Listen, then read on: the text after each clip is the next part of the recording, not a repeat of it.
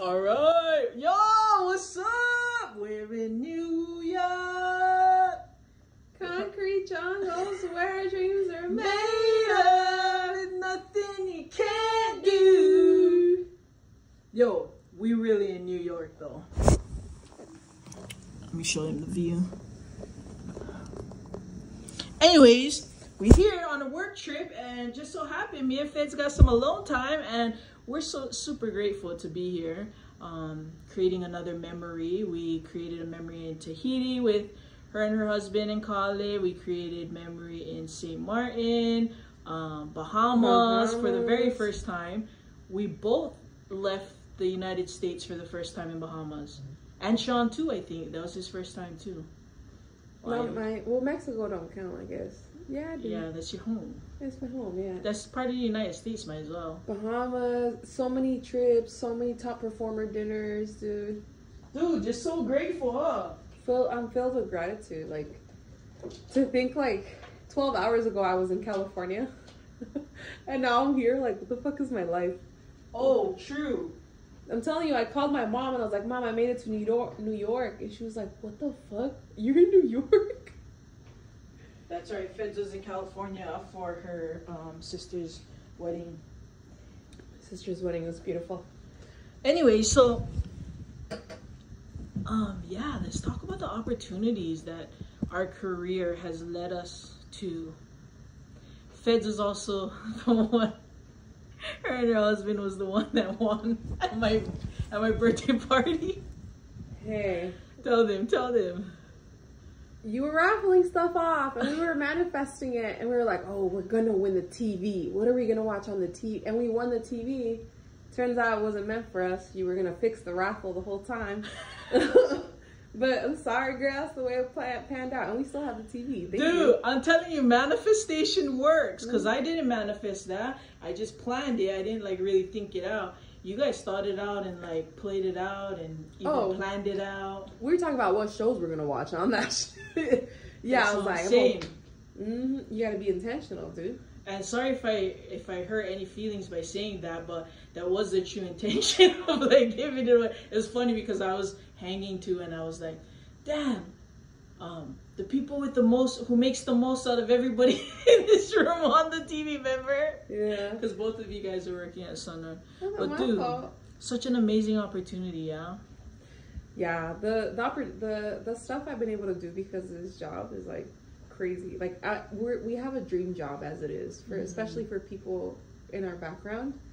I was talking to G about that the other day. Like technically, like just having a 9-to-5 at a desk is a dream job for a lot of people. Like your parents were farmers, right? Like, can you imagine your parents like sitting at a desk for 9 hours? Like that's cake. That's cake. Like that's a dream job in itself. Like we have the dream of dream jobs, I feel.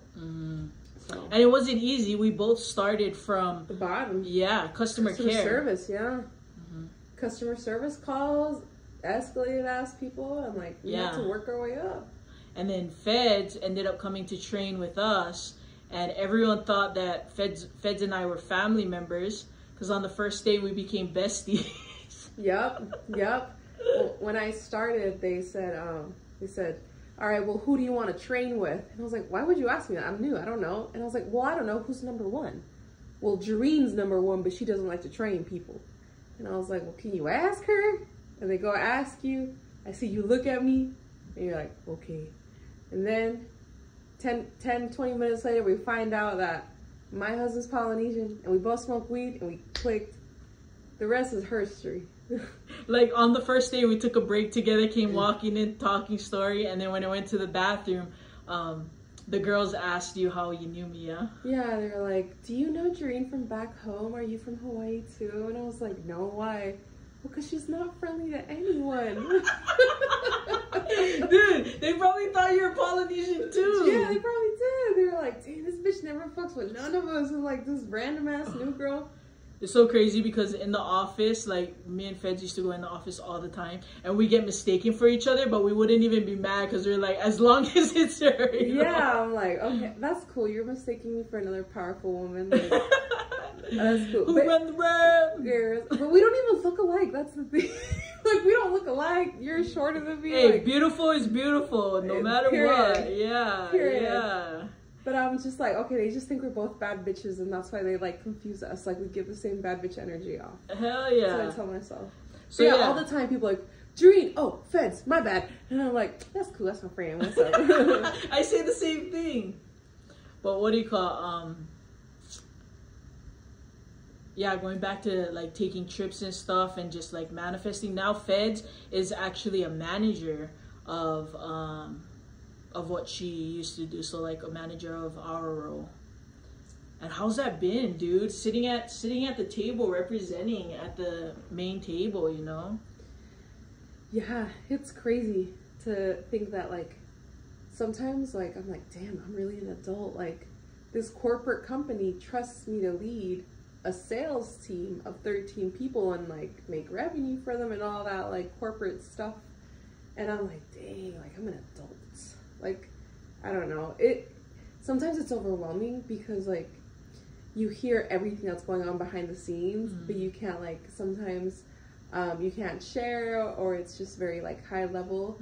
But then sometimes I bet it's hard to hold your face because you guys are on camera sometimes, right?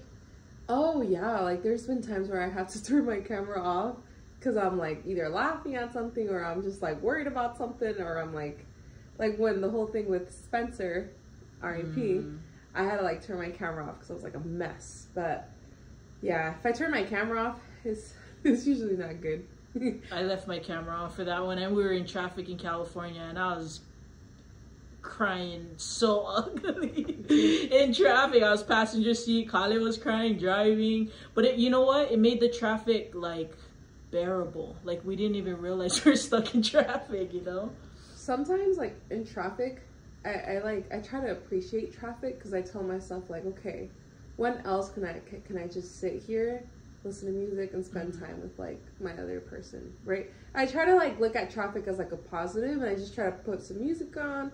Yeah. You know, smoke some. You can't really do anything, that's why, you right? You can't do shit, yeah. Speaking of that, we were in the Disney store earlier. Was it the Disney store? Well, one of the stores in Times Square, and we were talking about, you said something like, man, I can't believe this.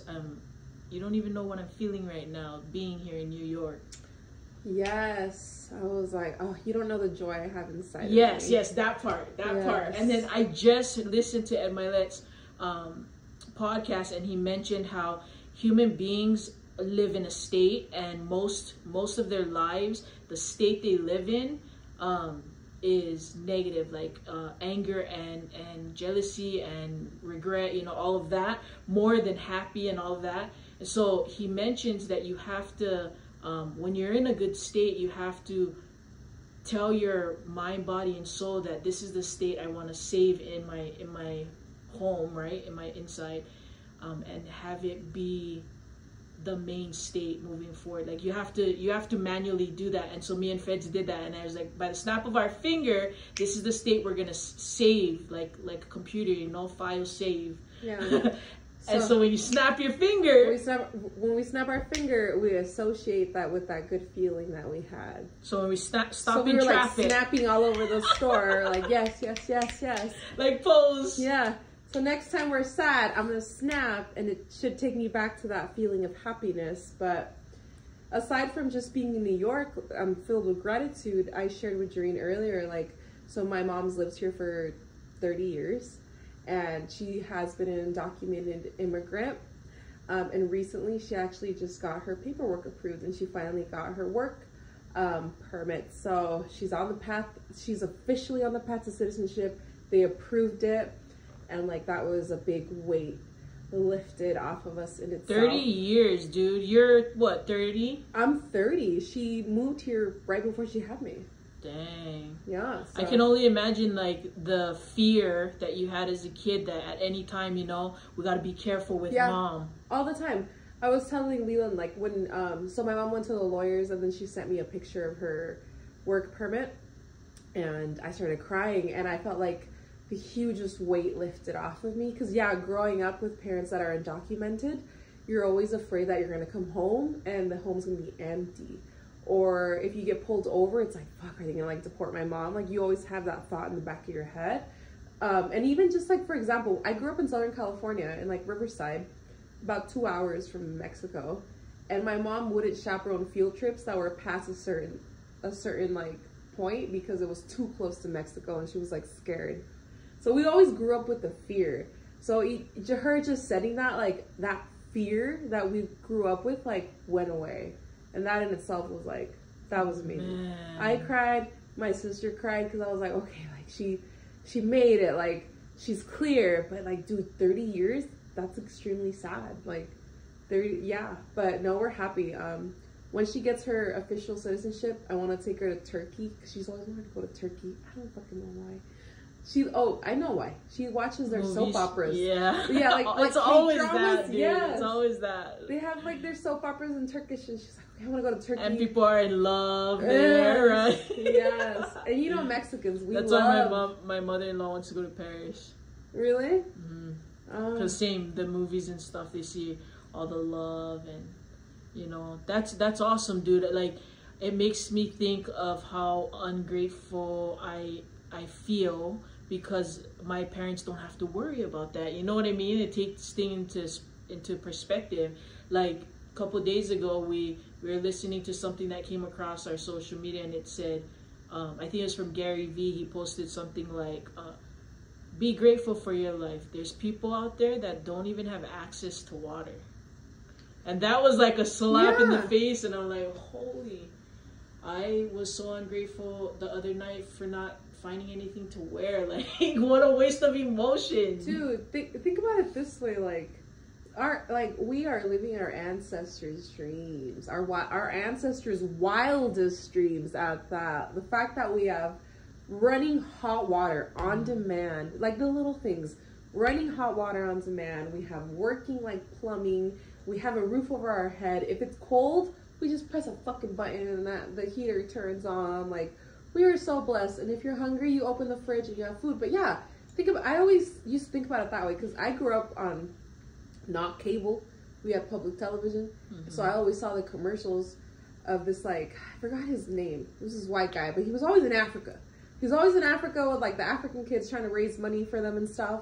And we would show how they would live in, like, shacks. Yes, like, I remember that. Yeah. And would have the sad song in the background. Yeah. How does that song go? Of an angel. Yes. But I would tell myself, and I grew up in the ghetto, and I'd be like, damn, I know I'm in the ghetto, but I'm way better off than those kids. Like, I can go get an ice cream if I want to. Dude. And but it's true. Like, there's some people living in huts eating like nothing. So we're kings and queens. And I think we forget that sometimes, being in the hustle and bustle of life and our careers, that we have to take a step back and be like, dude, we got to be grateful. If not, like, most of our career day-to-day is such, like, headaches, honestly, you know? So much pressure in this world, you know? But emancipate yourself from mental slavery, you know? None but ourselves can ease our mind. Yeah. Shout out RP, Mr. Male, Nesta. But yeah,